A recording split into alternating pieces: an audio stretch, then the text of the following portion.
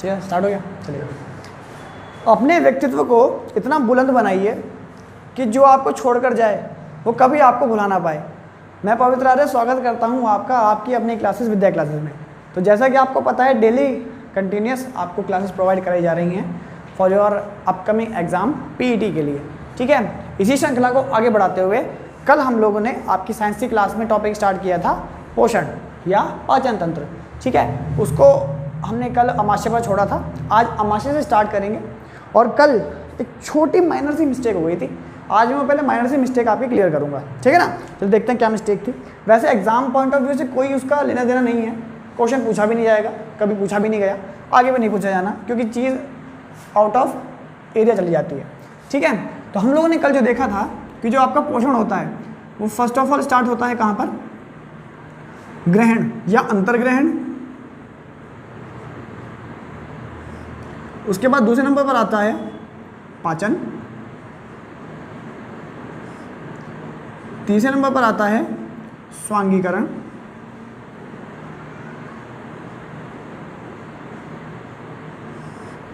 चौथे नंबर पर आता है अवशोषण,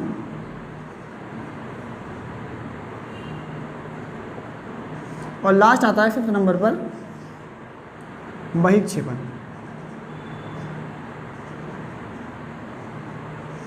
वो माइनर सा मिस्टेक ये था कि पाचन से पहले स्वांगीकरण लिखा गया था, ठीक है ना। कोई बड़ी बात नहीं है, कोई नहीं पूछने वाला आपसे, ठीक है ना। अब इससे आगे की बात करते हैं। तो कल हम लोगों ने कहाँ तक कंप्लीट किया था, कल हम लोगों ने अमाशय पर छोड़ा था भाई। कहाँ पर छोड़ा था, अमाशय पर। यानी स्टार्टअप हमारा कहाँ से हुआ था, पहले नंबर पर आया था आपका मुख। मुख के बारे में हमने डिफाइन किया था कि मुख में कौन कौन से कार्य होते हैं, कौन कौन से अंग होते हैं। सेकेंड नंबर पर हम लोग आए थे ग्रास नाली को लेकर कि ग्रास नाली क्या होती है, ग्रास नाली का काम क्या होता है, और आगे कहानी। अब तीसरे नंबर पर हमारा आया था अमाशय। क्या आया था, अमाशय। आप इसको उदर या आप इसको अपना पेट भी कह सकते हैं, डजंट मैटर, कोई फर्क नहीं पड़ता। इसके बाद क्या आने वाला है फोर्थ नंबर पर, आंत पढ़ेंगे हम, और लास्ट में पढ़ेंगे फिफ्थ नंबर पर मलाशय। ये बात आपको कल भी बताई गई थी, आशा करता हूँ ये बात आपको पता भी होगी, ठीक है ना। चलेगा, तो मुख आप लोग पढ़ चुके हैं, डबल मार्क। ग्रास नाली आप पढ़ चुके हैं, डबल मार्क। आज हम लोग क्या पढ़ने वाले हैं, अमाशय हम लोग पढ़ने वाले हैं। तो अमाशय क्या होता है, अमाशय आपके शरीर में उदर गुहा में स्थित, उदर गुहा मतलब आपके वक्ष स्थल से नीचे वाला जो एरिया होता है ये उदर गुहा कहलाता है, ठीक है जी। उदर गुहा में स्थित जे आकार की, जे फॉर जग, जे आकार की एक नली होती है, पहली बात, ठीक है जी। चलेगा, अब जो आपका अमाशय है इसमें कुछ ग्रंथियाँ पाई जाती हैं जिन्हें अमाशय ग्रंथि कह सकते हो आप, ठीक है जी। जठर ग्रंथि कह सकते हो आप, क्योंकि इसका एक नाम जठर भी होता है। क्या होता है, जठर भी होता है, तो आप इसको जठर ग्रंथि कह सकते हो। इन जठर ग्रंथियों से कुछ एंजाइम, कुछ पाचक रस निकलते हैं। रस क्या होते हैं, मैंने कल आपको बताया था कि जहाँ भी ग्रंथि आएगी वहाँ से किसी चीज़ का श्रावण होगा, कोई पदार्थ निकलेगा, उस पदार्थ को हम रस कहते हैं, और उन पदार्थों में एंजाइम उपस्थित होते हैं, ठीक है ना। आशा करता हूँ ये बात आपको समझ में आ रही होगी। आगे कहानी देखते हैं भाई। तो जो अमाशय है आपका, उदर है, पेट है, जठर है, इसमें ग्रंथियाँ पाई जाती हैं, और वो ग्रंथियाँ कुछ एंजाइम का श्रावण करती हैं। वो एंजाइम कौन कौन से हैं, तो आपके सामने मैं लिखने वाला हूँ। एंजाइम में पहले नंबर पर आता है HCl। क्या आता है जी, HCl आता है। इसका फुल फॉर्म होता है हाइड्रोक्लोरिक एसिड।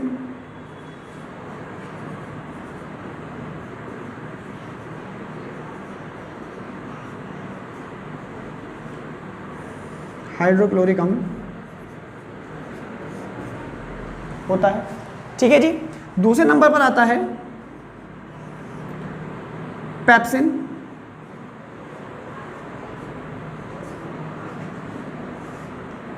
तीसरे नंबर पर आता है रेनिन।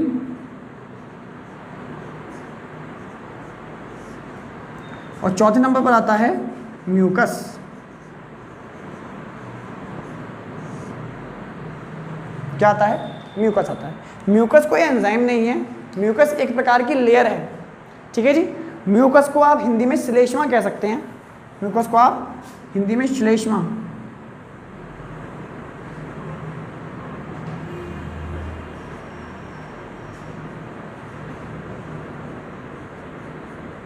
श्लेष्मा झिल्ली आपने सुना होगा, वो श्लेष्मा क्या होता है, म्यूकस ही होता है, ठीक है ना। तो ये 5 आपके 4 प्रकार के ऑब्जेक्ट आपको कहाँ मिल जाते हैं, अमाशय, उदर, पेट, जठर, यहाँ पर मिल जाते हैं। अब पहली बात करते हैं HCl, हाइड्रोक्लोरिक अम्ल क्या है।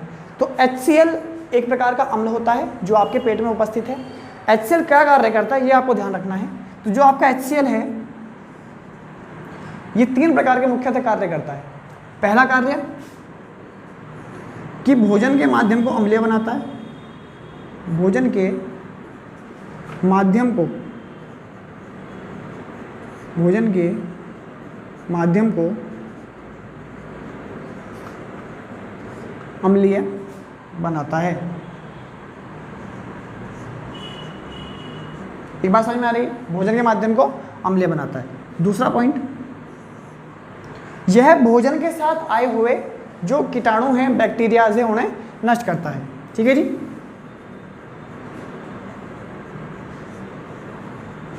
भोजन के साथ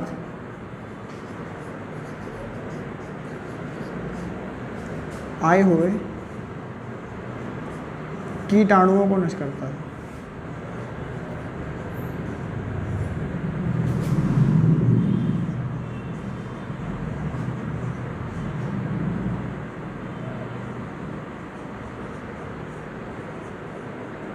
ठीक है जी। तीसरा काम, मोस्ट इंपॉर्टेंट, जो ये पेप्सिन नामक एंजाइम है इसको सक्रिय करता है। क्या करता है, सक्रिय करता है। ये क्वेश्चन आपके पूछे जाने की संभावना है। पेप्सिन को सक्रिय करता है, क्या करता है जी, सक्रिय करता है, ठीक है जी।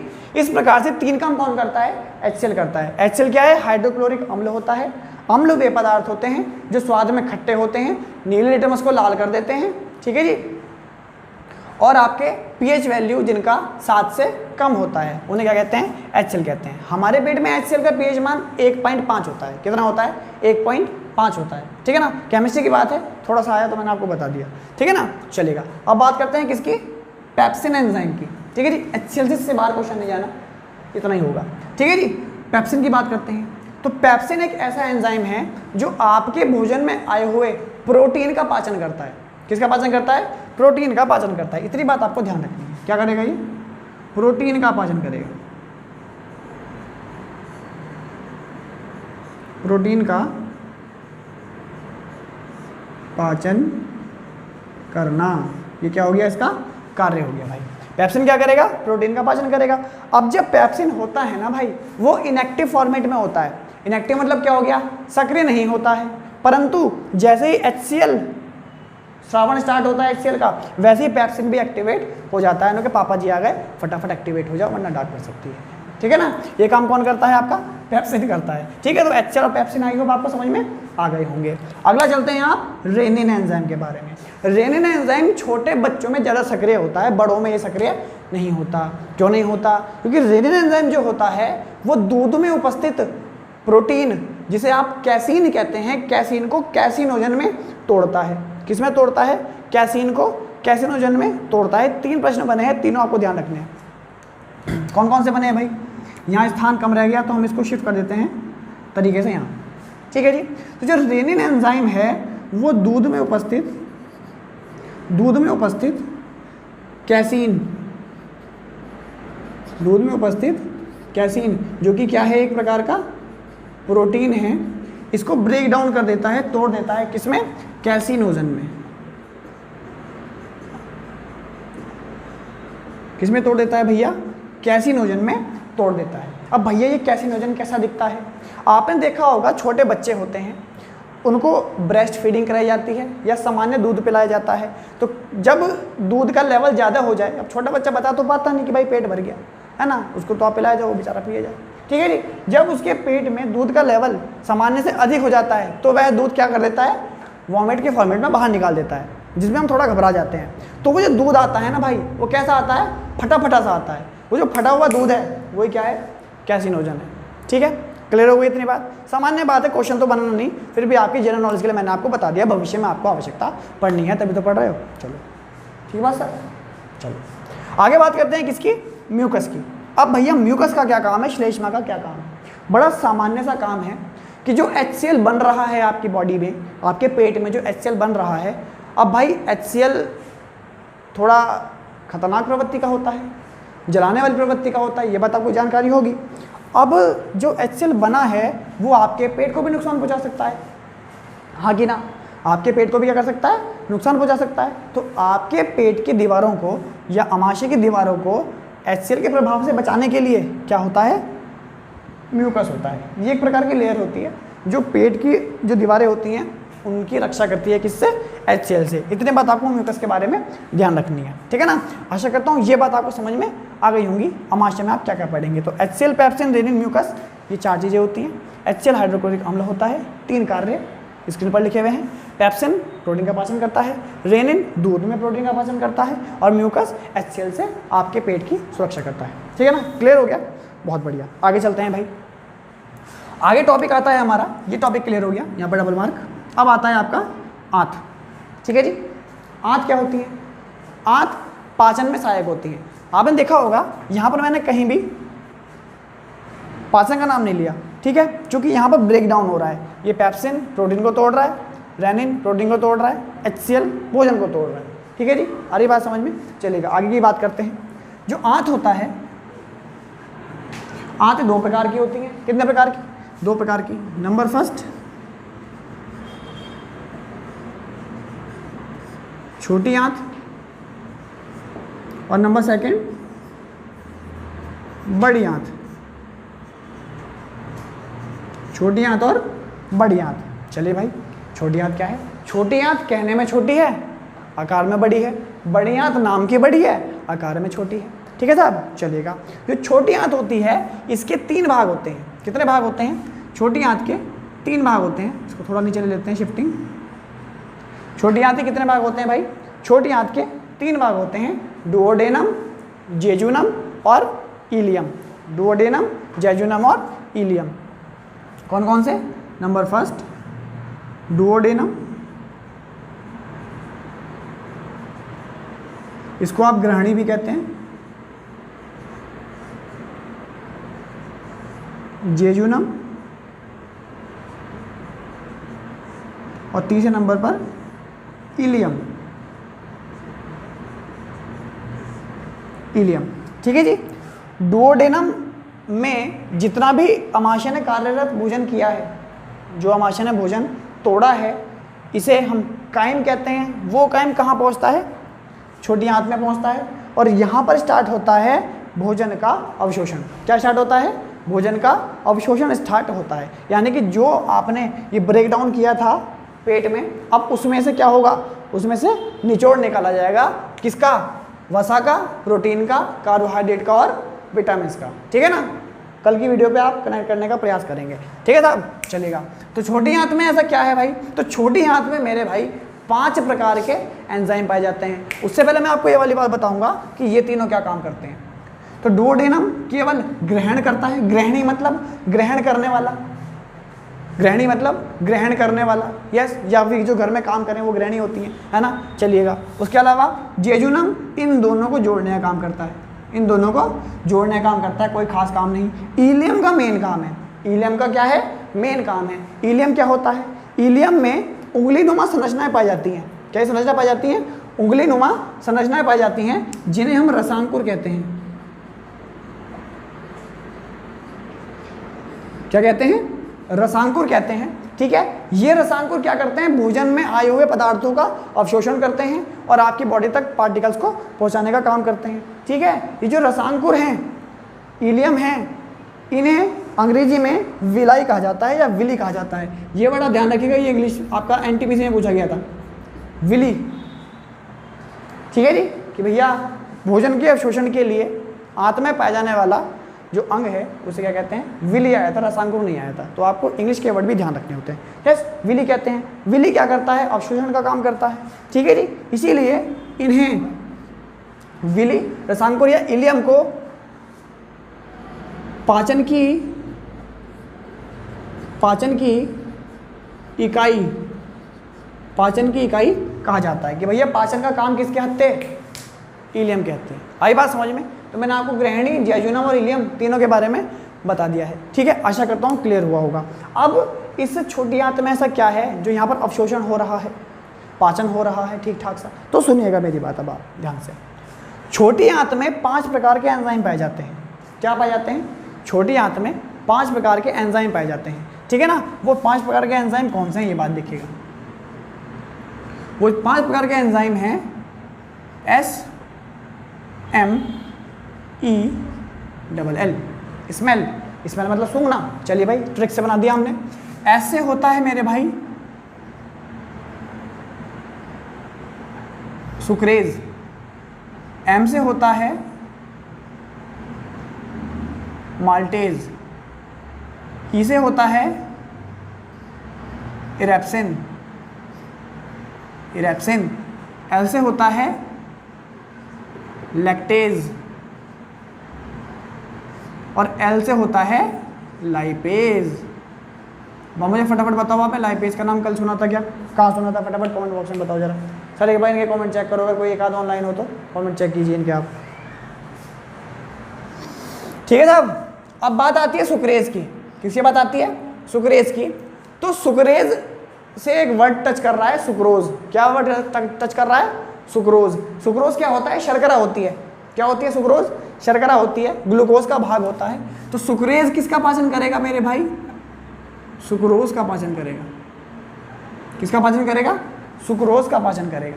एक ट्रिक और देके जाऊंगा मैं आपको जाते जाते आज। माल्टेज किसको कनेक्ट कर रहा है? माल्टेज माल्टोज को कनेक्ट कर रहा है। माल्टोज मैंने कल आपको पढ़ाया था कि माल्टोज क्या होता है? स्टार्च किस में बदलता है? माल्टोज में बदलता है। यस, यानी कि अब अंदर वाली ये बात चल रही है कि माल्टेज क्या करेगा? माल्टोज का पाचन करेगा। किसका पाचन करेगा? माल्टोज का पाचन करेगा। इरेप्सिन क्या करेगा? इरेप्सिन बचे हुए प्रोटीन का पाचन करेगा। बचे हुए प्रोटीन का पाचन करेगा।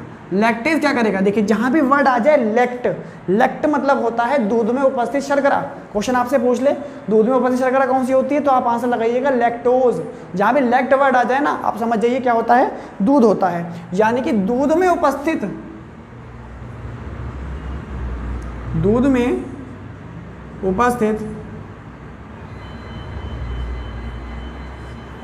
शर्करा का पाचन करता है। ठीक है जी, दूध में उपस्थित शर्करा का पाचन कौन करता है भाई? लैक्टेज करता है। अब लास्ट बचता है आपका लाइपेज। जो भी बचा हुआ फैट या कार्बोहाइड्रेट है उसको पचाने में इन चारों की हेल्प कौन करता है? लाइपेज। यानी कि लाइपेज क्या है? सहायक है। कौन है? सहायक है। आशा करता हूँ ये बात आपकी समझ में आई होगी। तो सुक्रोज का पाचन करेगा, माल्टेज माल्टोज का पाचन करेगा, इरेप्सिन बचे हुए प्रोटीन का पाचन करेगा, लैक्टेज दूध में उपस्थित प्रोटीन का पाचन करेगा और लाइपेज सहायक है इनका। आई बात समझ में? ठीक हो गया, आगे चलेगा। लाइपेज की अगर बात आपकी लैक्टेज की अगर मैं थोड़ी सी बात करूं तो भाई लैक्टेज किसमें पाया जाता है? दूध में एक अम्ल भी पाया जाता है। दूध में एक अम्ल भी पाया जाता है जो दूध से दही बनने में सहायता प्रदान करता है। दूध से दही बनने में क्या करता है? सहायता प्रदान करता है। ठीक है साहब, तो वो कौन सा अम्ल है? तो आप ध्यान रखिएगा कि भैया दूध से दही बनने में लैक्टोबैसिलस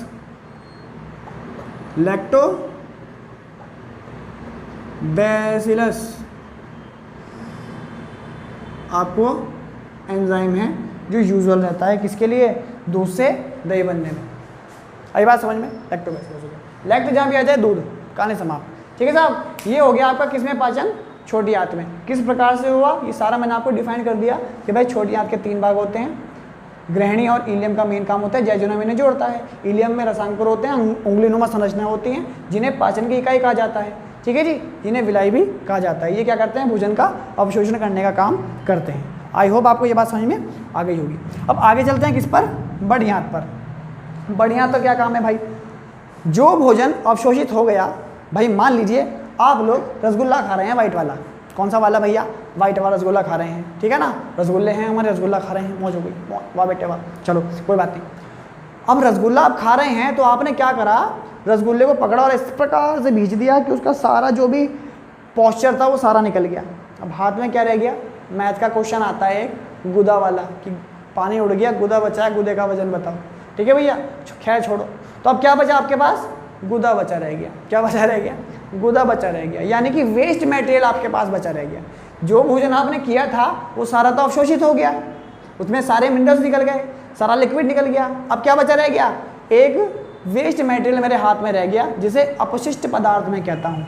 वो अपशिष्ट पदार्थ कहाँ शिफ्ट हो जाता है, बड़ी आंत के पार्ट्स में शिफ्ट हो जाता है। और बड़ी आंत के बाद जो लास्ट आपका पॉइंट आता है वो आता है कौन, मलाशय। मलाशय क्या करता है, मलाशय को रेक्टम भी कहा जाता है। ठीक है जी, मलाशय उस वेस्ट मटेरियल में थोड़ा सा लिक्विड मिलाता है अपने पास। ठीक है जी, द्रव्य उसके पास होता है और उसे बॉडी से बाहर निकाल देता है मल परित्याग के रूप में। ठीक है जी, आशा करता हूँ ये सारी कहानी आपको समझ में आ गई होगी।